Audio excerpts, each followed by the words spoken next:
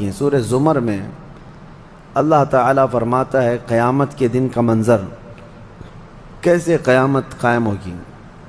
وَنُفِخَ فِي الصُّورِ فَصَعِقَ مَنْ فِي السَّمَاوَاتِ وَمَنْ فِي الْأَرْضِ إِلَّا مَنْ شَاءَ اللَّهُ، سور پھونکی جائے گی۔ ہوگا یہ کہ ایک وقت آئے گا اس کا جب دنیا اینڈ ہونے والی، ختم ہونے والی۔ سائنس بھی آج اس بات کو تسلیم کر رہا ہے کہ یہ جو سولار سسٹم ہے اس کی ایک عمر ہے، اس کی ایک ایج ہے، اس کے بعد یہ ختم ہونے کے قریب آئے گا۔ تارے اپنی اپنی عمر مکمل کر کے بلیک ہولز میں جا رہے ہیں۔ گیلیکسی کے اندر جو سٹارز ہیں ان کی عمر ایک لیمیٹڈ عمر بتائی جا رہی ہے، اس میں سورج کی بھی عمر ہے، چاند کی بھی عمر بتائی جا رہی ہے۔ یہ سائنس کی باتیں ہیں، لیکن اللہ نے قرآن میں فرمایا چاند اور سورج یہ ٹکرا دیے جائیں گے، تارے ایک دوسرے سے سب ٹکرا دیے جائیں گے۔ اذا الشمس کورت واذا النجوم انکدرت، 30ویں پارے میں اللہ تعالیٰ نے اس میں فرمایا جب سورج کو یعنی ٹکرا دیا جائے گا اور ستارے آپس میں ٹکرا دیے جائیں گے اور سورج کالا ہو جائے گا، یعنی کچھ نہ کے برابر رہ جائے گا قیامت کے قریب۔ وَإِذَا الْجِبَالُ سُيِّرَتْ، اور پہاڑ جو ہے نا اڑا دیے جائیں گے اور سمندروں میں آگ لگا دی جائے گی، زمین پوری ختم کر دی جائے گی۔ اور سورہ قارعہ میں آپ نے پڑھا ہوگا یوم یکون الناس کالفراش المبثوث وتکون الجبال کالعہن المنفوش، تم لوگوں کو دیکھو گے کہ پتنگوں کی طرح سے اڑ رہے ہوں گے، اور پہاڑوں کو دیکھو گے کہ روئی کا پھا جو ہوتا ہے، روئی کا پہا اس طرح سے پہاڑ بکھر چکے ہوں گے۔ اور اس کے بعد یہ قیامت جو آنی ہے اس کا یعنی پروسیس کس طرح سے، شروعات کیسی ہوگی، وہ ایک لمبی گفتگو ہے۔ مختصراً عرض کرتا ہوں کہ آیات حضور اکرم صلی اللہ تعالیٰ علیہ وسلم کی احادیث میں جو نشانیاں بیان کی گئی ہیں اس اعتبار سے قیامت کے قریب بڑی بڑی نشانیاں آئیں گی۔ دجال آئے گا، دابۃ الارض آئے گا، یاجوج ماجوج نکلیں گے، پھر اس کے بعد سورج پچھم سے نکلے گا۔ یہ سب بڑی بڑی نشانیاں ہیں۔ حضرت عیسیٰ علیہ السلام کا نزول اس سے پہلے، یہ سب ہو جانے کے بعد پھر روئے زمین پر سے مسلمان ختم ہو جائیں گے۔ پھر ایک وقت آئے گا کہ جب سب لوگ اپنے اپنے کاموں میں مصروف ہوں گے، کوئی کسی کو پڑی نہ ہوگی، اور پھر دنیا میں سب اپنے اپنے کاموں میں اس طرح سے مصروف ہوں گے، کوئی کپڑا کاٹ رہا ہے، کوئی دودھ دوہ رہا ہے، کوئی کھیتی باڑی میں ہل چلا رہا ہے۔ اللہ تعالیٰ قرآن میں فرماتا ہے کہ تم دیکھو گے ان زلزلۃ الساعۃ شیء عظیم یوم ترونھا تذہل کل مرضعۃ عما ارضعت وتضع کل ذات حمل حملھا، اچانک ایک سور کی آواز آئے گی۔ وہی سور آج ہم نے تلاوت میں پڑھا ہے۔ اسرافیل علیہ السلام اللہ کے ایک فرشتے ہیں، ایک باجے کی شکل کی چیز وہ لے کر کھڑے ہیں، وہ بجانا شروع کریں گے۔ شروع میں دھیمی دھیمی آواز آئے گی اور یہ آواز بڑھتی چلی جائے گی، یہاں تک کہ یہ آواز اتنی سخت ہو جائے گی کہ جو جہاں تھا وہیں کھڑا رہ جائے گا۔ کپڑا کاٹ رہا تھا اس کے ہاتھ سے کینچی گر گئی، جو کھیتی باڑی کر رہا تھا، ہل چلا رہا تھا، وہ وہیں کا وہیں رک جائے گا۔ دودھ دوہنے والا اس کا ہاتھ ویسے ہی رہ جائے گا، یہاں تک کہ حاملہ عورتوں کے پیٹ سے بچہ نکل کر گر جائے گا، جو عورتیں حمل سے ہوں گی۔ اور اس کے بعد پھر ایسی غشی، پھر سب پر موت طاری ہوگی اور زلزلے آئیں گے اور پوری زمین کو ہلا کر کے ختم کر دیا جائے گا۔ یہ قیامت ہے، یہ قیامت ہے۔ سور پھونکنے پر سارے انسان جتنے روئے زمین پر ہیں سب کے سب ختم ہو جائیں گے۔ اس کے بعد اللہ تعالیٰ فرماتا ہے ثم نفخ فیہ اخری، پھر دوسری بار سور پھونکنے کا حکم ہوگا۔ لیکن کیسے؟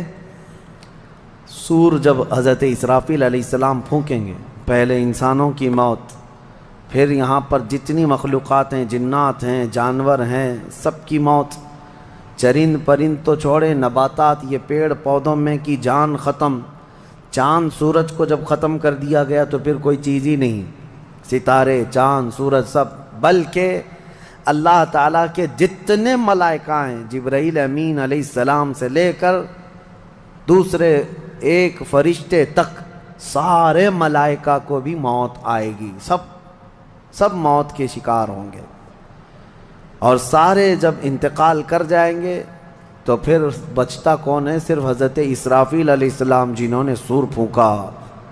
اب ان کو سور پھونکنے کا حکم جو تھا وہ کہا جائے گا روک دو اب۔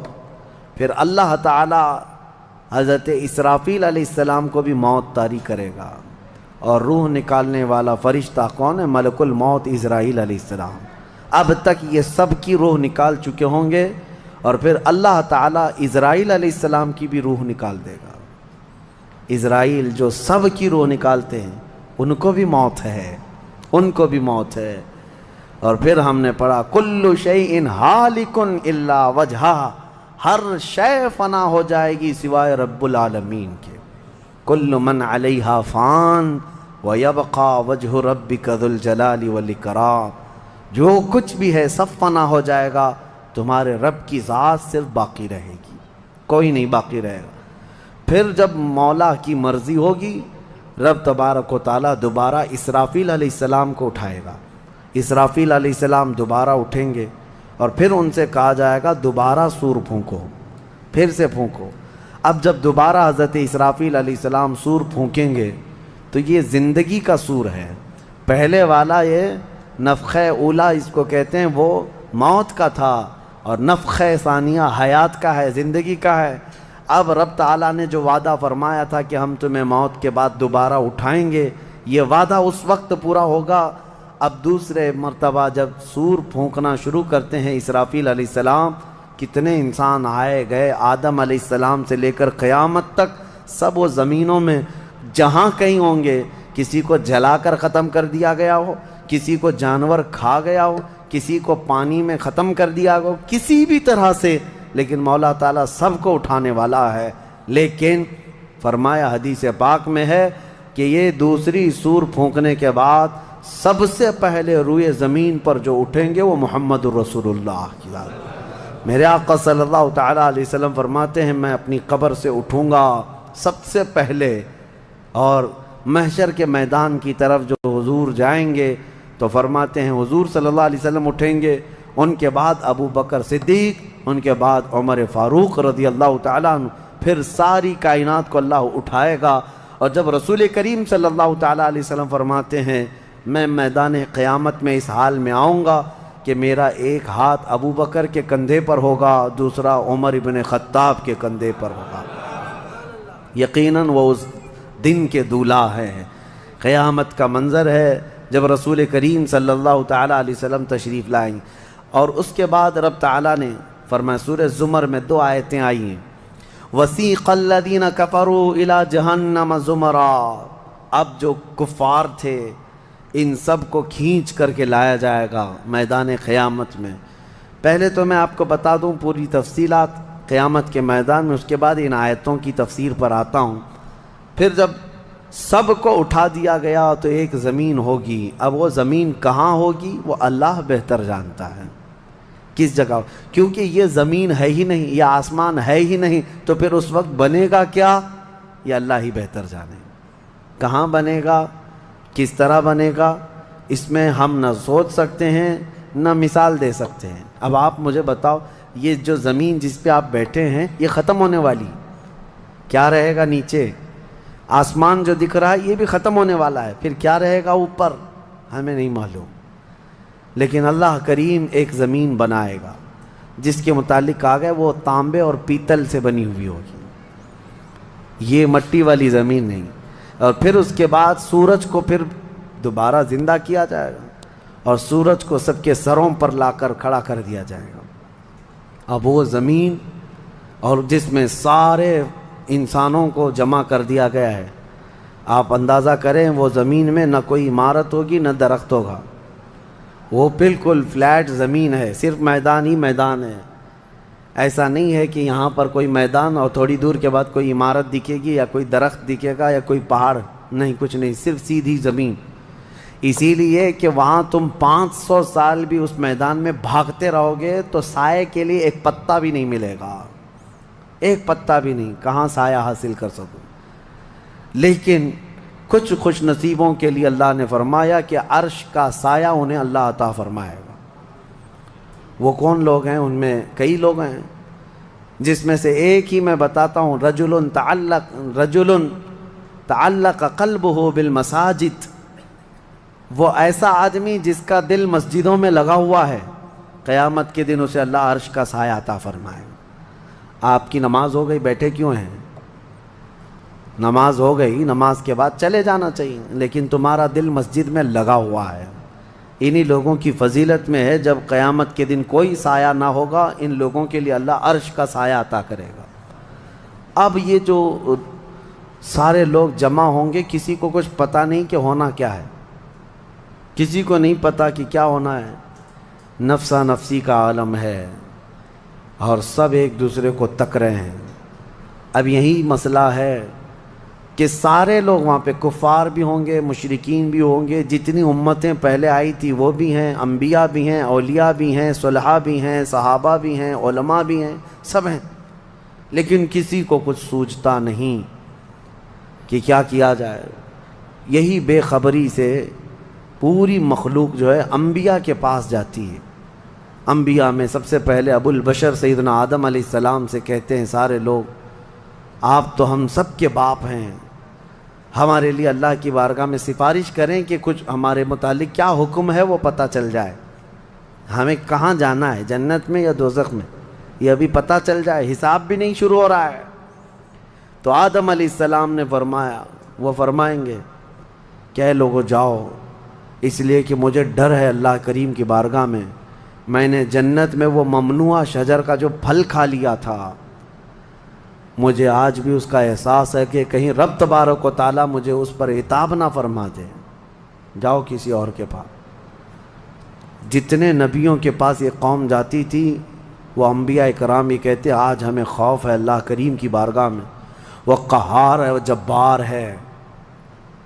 اور میں نے آج ایک آیت یہ بھی پڑھی ہے سورہ مومن میں، اللہ نے فرمایا لمن الملک اليوم، اس دن یہ آواز آئے گی، آج کی بادشاہت کس کی ہے، آج کی بادشاہت کس کی ہے؟ پھر اللہ خود فرمائے گا للہ الواحد القہار، ایک قہر کرنے والے خدا کی آج بادشاہت ہے۔ اس دن صرف اس کی سلطنت ہوگی، صرف اس کی حکومت ہے۔ انبیاء، ملائکہ سب ڈرے ہوئے ہیں، پتہ نہیں برسوں یہ قوم گھومتی رہے گی مخلوق۔ عیسیٰ علیہ السلام فرمائیں گے کہ اے لوگو جاؤ محمد الرسول اللہ کے پاس، آج وہ تمہاری سنیں گے اور اللہ ان کی سنے گا۔ پوری مخلوق جب نبی کریم صلی اللہ علیہ وسلم کے پاس آتی ہے تو نبی پاک صلی اللہ تعالیٰ علیہ وسلم فرماتے ہیں ہاں میں اسی کے انتظار میں ہوں۔ پھر حضور صلی اللہ علیہ وسلم سجدے میں گرتے ہیں اور اللہ کو منانے لگتے ہیں کہ مولا ہے تو تیرے بندے، تو حساب تو شروع فرما۔ اس کو کہتے ہیں شفاعت کبریٰ۔ یہ کیا ہے؟ شفاعت کبریٰ، بڑی شفاعت، یہ سب کے لیے، کافروں کے لیے، مشرکوں کے لیے، سب کے لیے۔ یعنی حضور کی پہلی شفاعت کس کام کی تھی؟ کہ اللہ حساب تو شروع کرے، یہ شفاعت کبریٰ ہے، حساب شروع کرے مولا تعالی۔ ساری انسانیت کے لیے حضور جب سجدے میں گرتے ہیں اللہ کریم فرماتا ہے ارفع رأسک یا محمد۔ حضور نے یہ فرمایا ہے کہ اس دن میں سجدے میں ایسی ثنا اور ایسی حمد بیان کروں گا اللہ کی جو آج تک کسی نے نہیں بیان کی ہوگی، اور اسی دن مجھے اللہ وہ تلقین بھی فرمائے گا۔ اور جب حضور ثنا کر رہے ہوں گے اللہ فرماتا ہے ارفع رأسک یا محمد، اے محمد صلی اللہ علیہ وسلم اپنا سر اٹھائیے، آپ مانگیے آپ کو دیا جائے گا، آپ پوچھئے آپ کو جواب دیا جائے گا۔ یہ پہلا سوال ہے اللہ کی بارگاہ میں قیامت کے دن، اور پہلا جواب ہے، باقی کسی بندے کو کوئی جواب نہیں تھا۔ اللہ کی بارگاہ میں حضور نے جب یہ عرض کیا تو رب تعالیٰ فرماتا ہے ملائکہ کو جس کی ڈیوٹی تھی، جس کا کام تھا کہ میدان قیامت میں میزان عمل لگا دیا جائے، حساب و کتاب ہوں، سب کے نامہ اعمال ان کے ہاتھوں میں دیے جائیں، سب کو پڑھنے کا حکم دیا جائے. اب حساب کا آرڈر آ گیا، حکم آ گیا، تو لوگ تھوڑی راحت کی سانس لیتے ہیں کہ چلو حساب شروع ہونے والا ہے. لیکن ابھی اتنا آسان نہیں ہے، اتنا آسان نہیں. اب فرشتے لا رہے ہیں سب کے اعمال نامے. لوگوں کو ایسا لگتا ہے اعمال نامہ یہ 4 پنے کا ہوگا. ہاں، جیسے ایگزام پیپر میں فل شیٹ A4 سائز کی شیٹ لے کر کے بیٹھتے ہیں. قرآن میں تو اللہ تعالیٰ نے فرمایا کہ جب نامہ اعمال فرشتے لے کر کے آئیں گے تو کتنے ہوں گے پتہ ہے؟ تمہاری نظر جہاں تک جاتی ہوگی وہاں تک صرف کتابیں تمہاری ہوں گی، صرف تمہاری کتابیں فرشتے لاد کر کے لا رہے ہوں گے. اس میں سب لکھا ہوگا، زندگی میں جتنی مرتبہ باتیں کیا تھا، جو کچھ بھی کیا تھا، سب ڈیٹیل ہوگا. اور ہر آدمی وہاں پکار کر کے کیا کہتا ہے؟ ما لہذا الکتاب لا یغادر صغیرۃ ولا کبیرۃ الا احصاها. اے اللہ تو کیسی کتاب بنا دیا، اس میں چھوٹی چیز بھی نہیں چھوڑی گئی، بڑی چیز بھی نہیں چھوڑی گئی، سب لکھ دیا گیا ہے. اور پھر لا کر کے تھما دیا جائے گا. یہ پہلی علامت ہے کہ جس کے سیدھے ہاتھ میں اس کے نامہ اعمال پکڑا دیے جائیں گے، فرمایا گیا اس کے لیے وہیں سے ہلکا پن ہے، بشارت ہے کہ آسانی ہوگی. اور جس کے بائیں ہاتھ میں فرشتوں نے پکڑا دیا تو سمجھ لو کہ اب لمبا اس کا وقت جانے والا ہے، حساب سخت ہونے والا ہے. یہ تو صرف پڑھ کے سنانا ہے اور اس کے بعد پھر پکڑ ہوگی کسی کام پر. یہ تو نے کیوں کیا تھا، اس کی وجہ بتا. یہ تو نے کیوں کھایا تھا، اس کی وجہ بتا. اس کے ساتھ ایسا کیوں کیا تھا، اس کا سبب بتا. صرف پڑھ کر کے سنانا نہیں ہے، جو کیا تھا اس کی وجہ بتانا ہے. اور جب وجہ کچھ نہ ہوگی، حکم آ جائے گا کہ انہیں اوندھے منہ کھینچ کر کے دوزخ کی طرف لے جائیں. یہ قیامت کے دن ہو رہا ہے. اب یہاں پر ایک دوسری شفاعت ہے میرے آقا صلی اللہ علیہ وسلم. اب یہ جو شفاعت ہے یہ خاص امت محمدیہ کے لیے. ایک شفاعت حضور نے فرمائی سارے انسانوں کا حساب شروع ہو جائے. جب حساب شروع ہو گیا تو حضور صلی اللہ تعالیٰ علیہ وسلم پھر سجدہ کرتے ہیں اللہ کی بارگاہ میں. اللہ فرماتا ہے محبوب سر اٹھائیں، پوچھیں، آپ کو دیا جائے گا. حضور عرض کرتے ہیں مولا میری امت کی بخشش آسان فرما دے، میری امت کا حساب آسان فرما دے. اب حضور کو اختیار دیا جائے گا. حضور کی یہ بھولی بھالی امت جہاں جہاں ہوگی، حضور صلی اللہ علیہ وسلم فرماتے ہیں میں ان کو دور سے پہچان رہا ہوں گا. دیکھو میرے عزیزو، بھرا مجمع ہے، کتنی امتیں ہیں. ایک صحابی نے پوچھا یا رسول اللہ ہم کو آپ قیامت میں پہچانیں گے؟ حضور نے فرمایا یقیناً پہچانوں گا. کیسے؟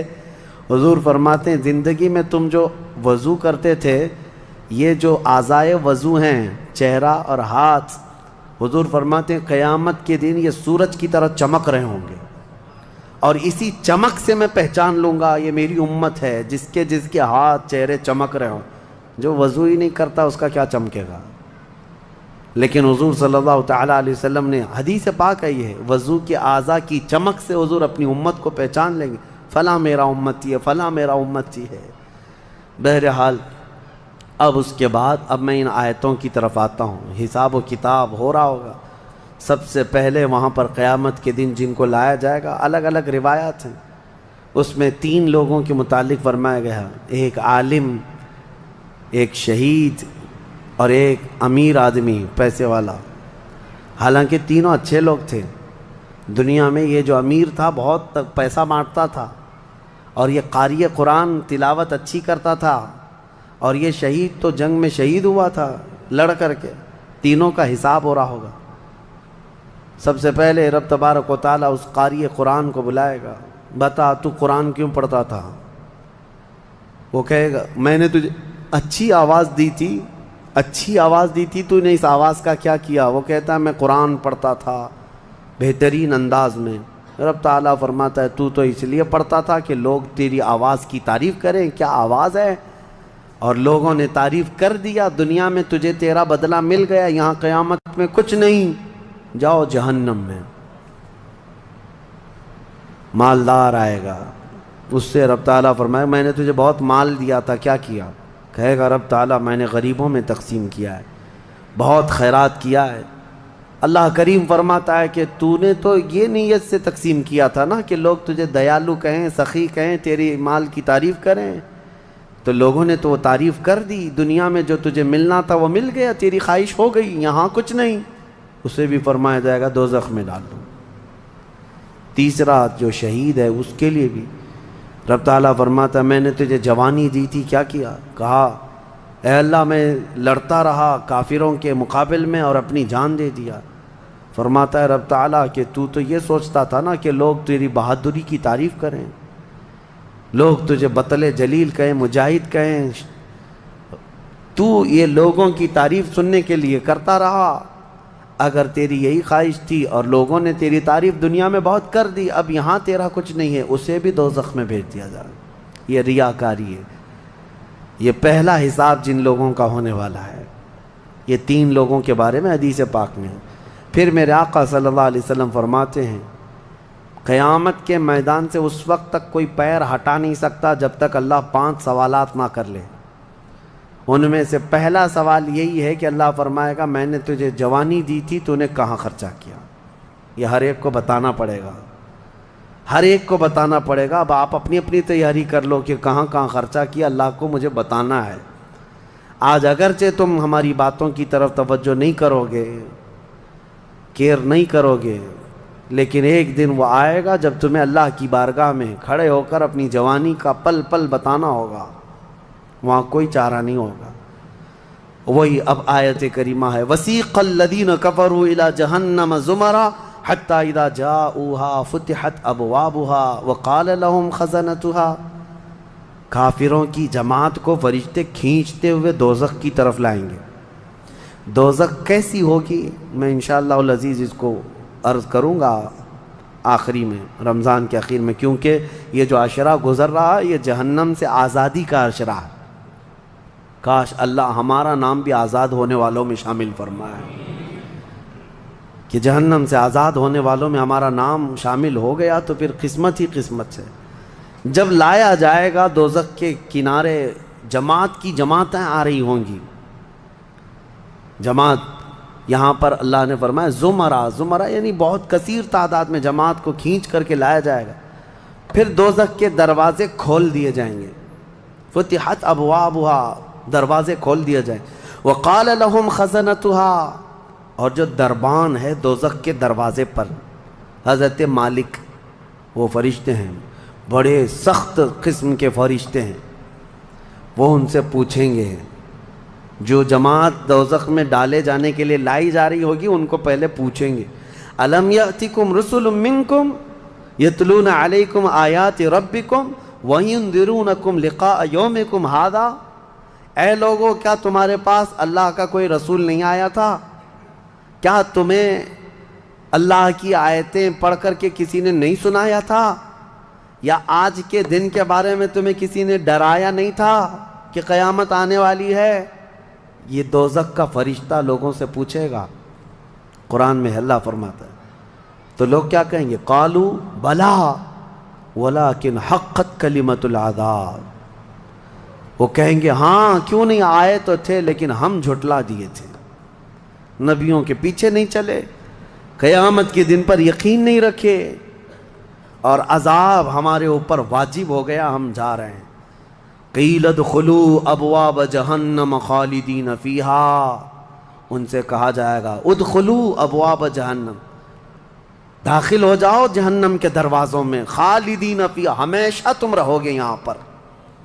یہ کافروں کے لیے ایسی آواز آئے گی کہ وہ چیخ مارتے ہوئے دوزخ میں کود رہے ہوں گے۔ فبئس مثوى المتکبرین، اللہ فرماتا ہے کیا ہی بری جگہ ہے، کیا ہی برا ٹھکانہ ہے یہ گھمنڈ کرنے والوں کا، زمین پہ اترانے والوں کا جو اللہ کو نہیں مانتے تھے۔ اب سنیے 1000 سال تک دوزخ میں جلتے کڑتے رہیں گے، پکارتے رہیں گے اے مالک اے مالک اے مالک اے مالک۔ کون؟ جو دربان دوزخ ہے، دربان ہے دوزخ کے دروازے کا، وہ 1000 سال کے بعد سن کر کے پوچھیں گے کیا بات ہے تمہاری، کیا چاہتے ہو؟ کفار و مشرکین کہیں گے کہ ہماری بات کرا دے اللہ سے، ہماری بات کرا دے اللہ سے کہ کچھ ہم پر بھی رحم ہو جائے۔ حضرت مالک کہتے ہیں خدا قہار ہے غضب پر، خدا قہار ہے غضب پر۔ اللہ کریم کی بارگاہ میں بات کرنے کی بڑے بڑے فرشتوں کی ہمت نہیں ہے، کہیں گے ابھی نہیں میں بات کرا پاؤں گا، پھر وہ 1000 سال اور عذاب میں جلتے رہیں گے، چیختے رہیں گے۔ دوسرے 1000 سال کے بعد حضرت مالک پوچھیں گے کیا بات ہے؟ جہنمی کہیں گے کہ اے مالک تو ہماری بات کرا دے اللہ سے۔ آپ کی بار حضرت مالک کہتے میں ہمت کرتا ہوں۔ اللہ قدیر و جبار کی بارگاہ میں عرض کرتے مولا جتنے بھی دوزخ میں جا چکے وہ تجھے فریاد کر رہے ہیں، وہ تجھ سے بات کرنا چاہتے ہیں۔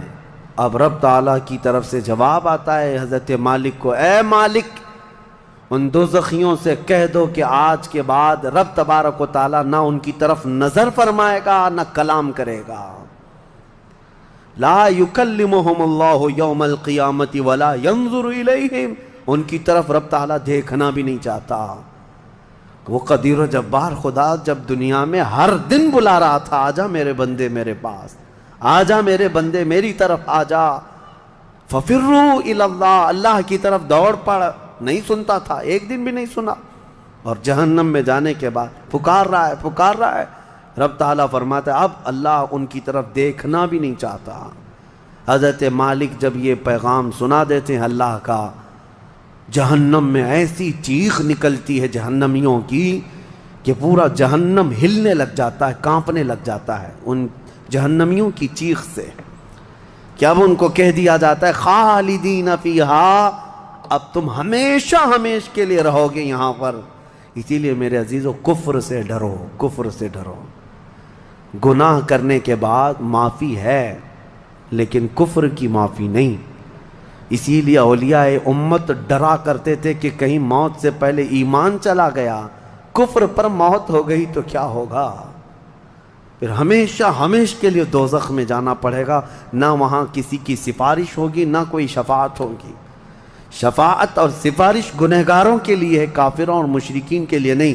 قرآن میں اللہ نے فرمایا ان اللہ لا یغفر ان یشرک بہ ویغفر ما دون ذلک لمن یشاء، بے شک اللہ تعالیٰ اس کے ساتھ کیے ہوئے شرک کو اور کفر کو ہرگز معاف نہیں کرے گا، اور اس کے علاوہ جو کچھ بھی کیا ہے اللہ سب معاف کرے گا، کفر کو اور شرک کو معاف نہیں کرے گا۔ اب سنیے دوسری آیت ہے، وَسِيقَ الَّذِينَ اتَّقَوْا رَبَّهُمْ إِلَى الْجَنَّةِ زُمَرًا، اس میدان قیامت میں کچھ وہ جماعتیں بھی ہیں جو دنیا میں تقوی حاصل کر چکی تھی، فرمان خدا پر چلتی تھیں، ان کی نمازیں ٹھیک تھی، اللہ سے ڈرتے تھے، اپنی راتیں وہ رو رو کر گزارتے تھے، مولا کو پکارتے تھے۔ وہاں قیامت کے دن اللہ ان کے حال یہ ہیں کہ ان کا استقبال ہو رہا ہوگا، فرشتے ان کو سجا کر کے لا رہے ہوں گے، اور وہ بھی جماعت کے ساتھ جا رہے ہوں گے جنت کی طرف۔ تو جیسی وہ پہنچیں گے فتحت ابوابہا، قرآن میں ہے 7 دروازے جنت کے ان کے لیے کھول دیے جائیں گے۔ یہ پرہیزگار لوگ ہیں، یہ تقوی والے لوگ ہیں۔ جیسے ہی جنت کے دروازے کھلیں گے وقال لهم خزنتها، وہاں پر بھی دربان ہے ایک، جنت کے دروازوں کا دربان وہ حضرت رضوان ہے علیہ السلام، وہ فرشتہ وہاں پر ہے، جنت کے دربان ہے۔ جیسے ہی یہ جماعتیں قریب پہنچیں گی دروازوں کے، کیا کہے گا دربان جنت؟ وقال لهم خزنتها سلام علیکم طبتم، مبارک ہو، اللہ کی سلامتی ہو تم کو۔ یہ جو ہم سلام کرتے ہیں نا السلام علیکم، یہ جنتی سلام ہے۔ یہ دربان جنت جو داروغہ ہے جنت کے دروازوں کا، وہ سلام کرے گا فرشتہ جو آ رہے ہیں جنت میں، سلام علیکم طبتم، مبارک ہو، خوش آمدید، اللہ کی سلامتی ہو، فادخلوها، آ جاؤ جنت میں داخل ہو جاؤ، خالدین، ہمیشہ کے لیے، اب تم بھی یہاں سے نہیں جاؤ گے۔ اب ہمارے اس چھوٹی سی زندگی میں بتاؤ میرے عزیزوں، اب اندر جیسے ہی جنتی داخل ہوتے ہیں کیسے، سب سے پہلی نعمت کیا ملتی ہے جنت میں؟ اللہ اکبر، آپ کے لیے اور ہمارے لیے سیب ملے گا، انگور ملے گا، گوشت ملے گا کھانے کے لیے، کیا ملے گا؟ میرے عزیزو سب نعمتیں اپنی جگہ پر، لیکن فرمایا گیا جنتی جیسے ہی جنت میں پہلا قدم رکھتا ہے محمد الرسول اللہ کھڑے ہوں گے، میرے آقا صلی اللہ تعالی علیہ وسلم ہوں گے اپنے امتیوں کے استقبال کے لیے۔ اس سے بڑی نعمت کیا ہے میرے عزیز؟